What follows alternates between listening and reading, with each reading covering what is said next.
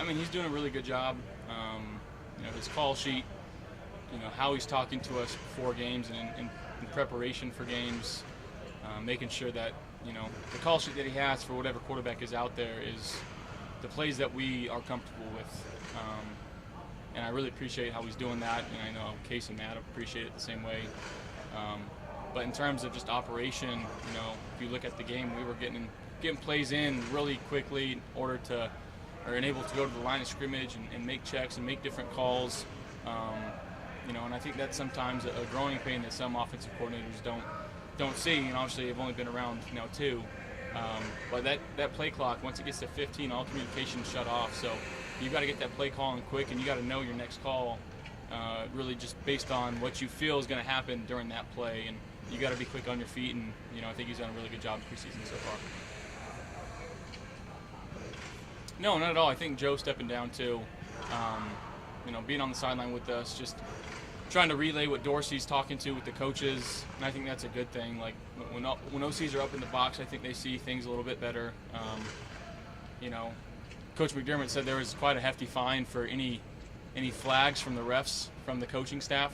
So I think that also entices Dorsey to go up in the box. He gets fiery, man, but he's doing a great job. Like I said, Joe and having Case and Matt downstairs too, or on the field, going over looks on the iPads, and just kind of talking through things. It's a very comfortable feel. What?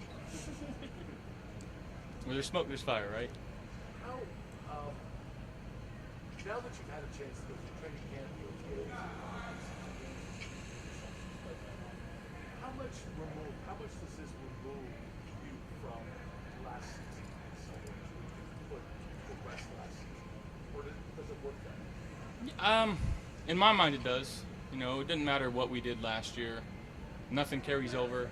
Every team that we play, at the start of the season, 0-0, and everybody's got the same hopes of winning the Super Bowl. So, it's just our job, again, to come out here, be the best versions of ourselves, practice hard, try to get better, and then go 1-0 each week. That's our mindset, is take it week by week, and obviously we know who we've got opening night, Thursday night in LA against the Super Bowl champs. So, we know our backs are against the wall in that aspect, and we just got to put our best foot forward. Have you taken a peek at the range, and maybe the offense as well? Not too much. Obviously, I think this week is when we'll start to get started on them. You don't want to put too much preparation into something. Again, things change, and you see different stuff on game day, and who knows how they're going to play us, if they're going to play us any differently. And throughout the course of the game, you have to make adjustments, and that's what we'll do. What is you see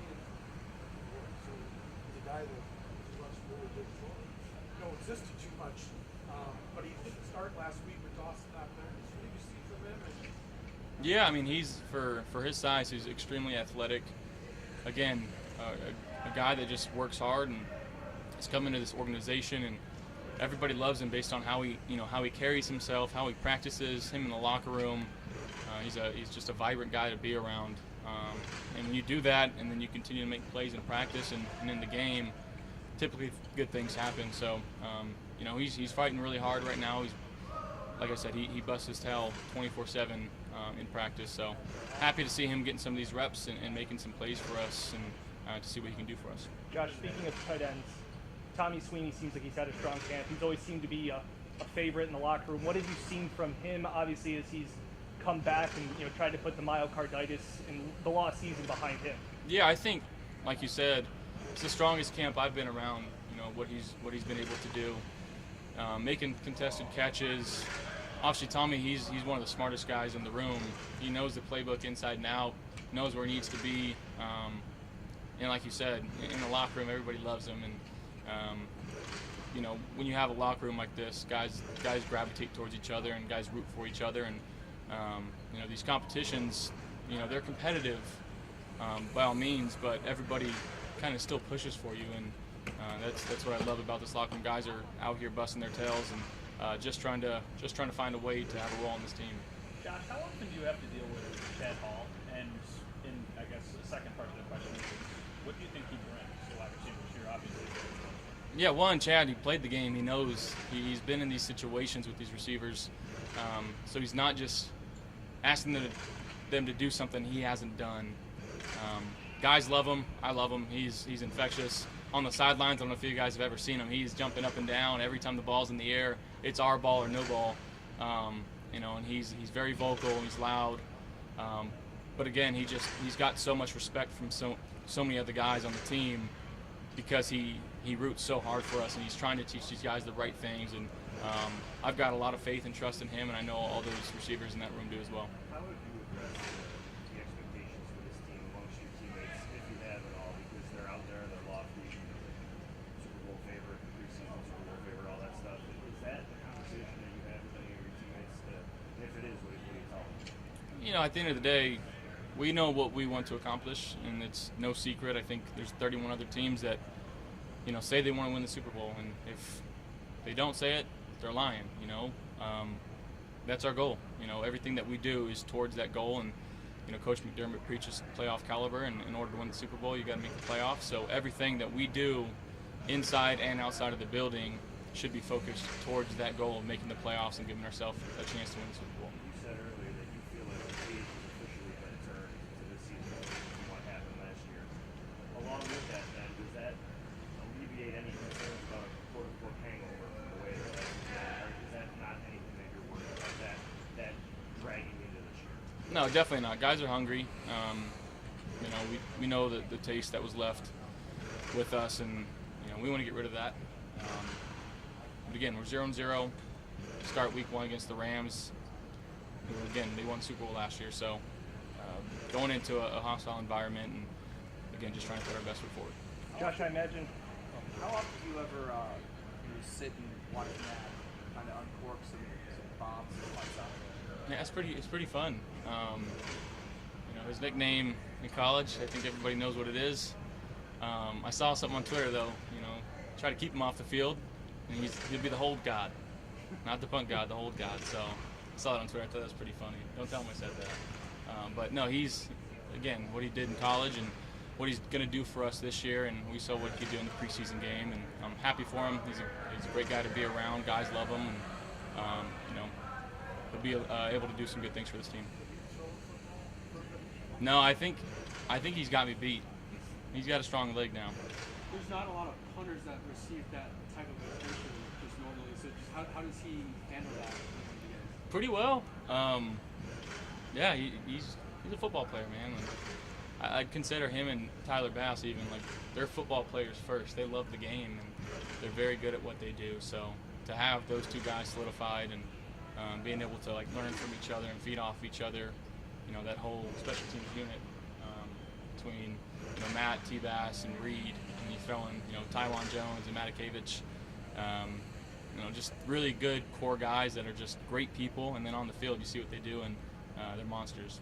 Are these the most punting questions you've ever been asked in your life? Absolutely.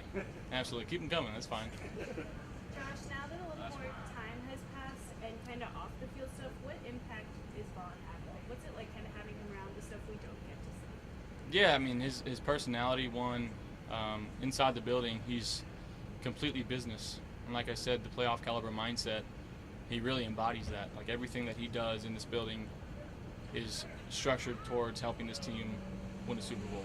And guys see that, guys respect that, and it forces guys to be like that. Some of these young guys that we have on the edge, and Greg and AJ and Boogie, and be able to learn from him on the field and off the field, really.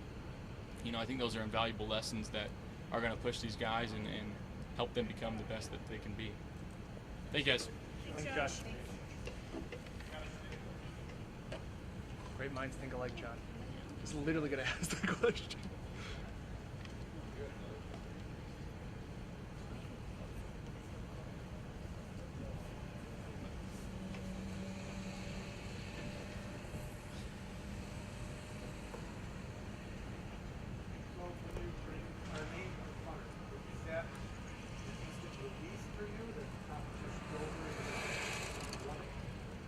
I wouldn't call it a relief because you have to go out and earn your job every week. It's a step in the right direction, and I'm grateful for it for sure. Sean mentioned that he had a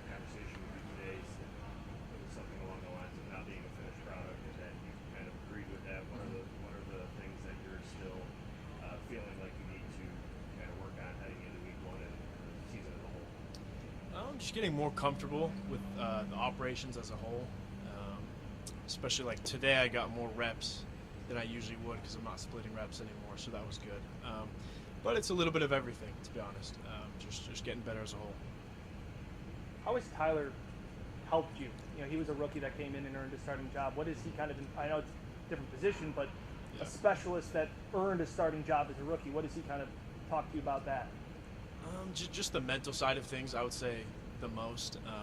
He's a resource for me anytime I have questions about how he approaches something, whether it's a game, practice. I pick his brain a lot on the recovery stuff he does, weight room stuff. So pretty much just, a broad resource for me. Josh said you prefer you shift more into the nickname Gold God. What are your thoughts on your quarterback wanting to not actually ever see you get the ball? Yeah, I'm okay with that. I mean, the last game was pretty crazy for me to see how good this offense really was firsthand. So, yeah, I agree with him. I think I'll be doing a lot more holding than punting this year. Are you upset that you don't get to hold? Maybe you were holding more than like get chances to punt, or is like I mean, I'm used to teams doing well. Yeah. So the team's doing well. That's priority number one, and it doesn't really matter how much you punt. It's just that you do well when it's your job. Do you get like what's that like waiting around on the side for a long time?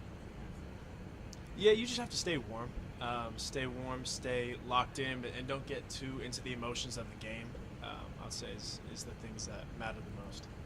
How has the holding transition gone for you? And how great of strides do you think you've taken, even especially since getting some action in games? Yeah, I've gotten a lot better than I still remember the first day doing the jugs machine right here of rookie minicamp, and I'm a lot better now than I was then, and a lot of that is Reed just being such a good, consistent snapper that he makes my job very easy. Where do you feel that difference for being better? I know it's the 7 years or whatever, so where do you feel it? It's more that, the hold takes place so fast, you don't really have time to think about too much, and I'm doing a lot of things naturally, like by instinct now, that I used to not be able to.